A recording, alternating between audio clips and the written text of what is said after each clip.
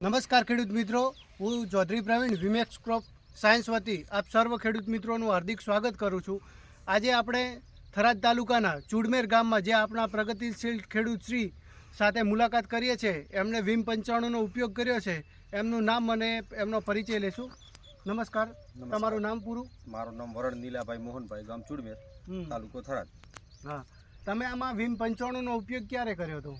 15 દિવસ પહેલા। હા, એટલે 17-18 દિવસ થયા। 17-18 દિવસ થયા। તમે પહેલા ઉપયોગ કર્યો હતો, એ પહેલા તમારું જીવરું કેવું હતું ને હાલમાં કેવું છે? બિલકુલ નાનો હતો, ડાળે ઓછો હતો અને વિકાસમાં બરોબર દેખાતો નહોતો। પછી વીમ 95નો ઉપયોગ કરવાથી અત્યારે 17મે દિવસે એનો જે રિઝલ્ટ દેખ્યું તો ભાઈ અલગ દેખવા મળે કે જેનો ફાલ ફૂલ અને વિકાસ ડાળી વધારે પડે ને બહુ સરસ છે એનું। બરાબર, આમનું કહેવાનું મતલબ એ છે નીલાભાઈનું કે એમનું જીરું નાનું હતું, મતલબ કે એમની જમીનમાં પોષક તત્વોની થોડીક ઉણપ હતી, જીરાનો વિકાસ થતો નહોતો। એ પછી વીમ 95નો ઉપયોગ કર્યો એમણે। તમે કેટલી માત્રામાં નાખ્યું હતું? અમે 18 પંપ થાય, એનાથી 20 પંપ જેવું થાય છે એક બોટલનું, એટલે 18 પંપ બનાવ્યા હતા। એટલે ખેડૂત મિત્રો 20 થી 25 ગ્રામ વીમ 95નો પર પંપ ઉપયોગ કર્યો હતો અને એમને હાલમાં બહુ સારું રિઝલ્ટ મળ્યું છે। તો તમે બધા ખેડૂત મિત્રોને શું કહેવા માંગો છો?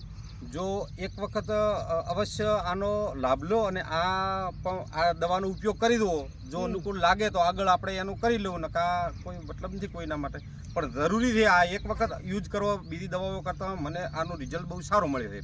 બરાબર આવતા હતા પણ છતાંય મેં આ વીમ 95નો ઉપયોગ કર્યો પણ આ સારું મળ્યો એવું છે એમ? બરાબર, આમનું કહેવાનું મીનિંગ છે કે અન્ય કંપનીમાંથી પણ અલગ અલગ ભલામણો થતી હતી, પણ છતાં એમણે જે વીમ 95 ઉપર વિશ્વાસ દર્શાવ્યો અને એમને હાલનું પરિણામ જોઈ શકો છો। તો ખેડૂત મિત્રો, હાલમાં બહુ ફ્લાવરિંગની અવસ્થા છે જીરામાં। આપણે હંમેશા ચારેકોર એક ચર્ચા ચાલી રહી છે કે મતલબ કે જીરું આપણું જે છે એમાં આપણે હાલ ખાલી એક જ ચરમી કે ના આવવી જોઈએ, સાથે સાથે આપણે ઉત્પાદન નથી વધતું, એના વિશે પણ હાલમાં ખેડૂત મિત્રો વિચારતા નથી। તો એ સર્વ ખેડૂત મિત્રોને હું ભલામણ કરવા માગું છું કે આપણે સાથે સાથે ઉત્પાદન કઈ રીતે વધારવું એ વિશે પણ તમારે થોડુંક વિચારવું જોઈએ। અને હાલની જે ફ્લાવરિંગ અવસ્થા છે, જે ફૂલોનો સમય છે, એમાં તમારે એન્ટેક વાપરવું જોઈએ, જેથી કરીને તમારી ફૂલ અવસ્થા વધારે ફૂલ ખીલે અને દાણાની સંખ્યા વધારે બેસે, તેથી તમને ફાયદો થાય। અસ્તુ, જય હિન્દ।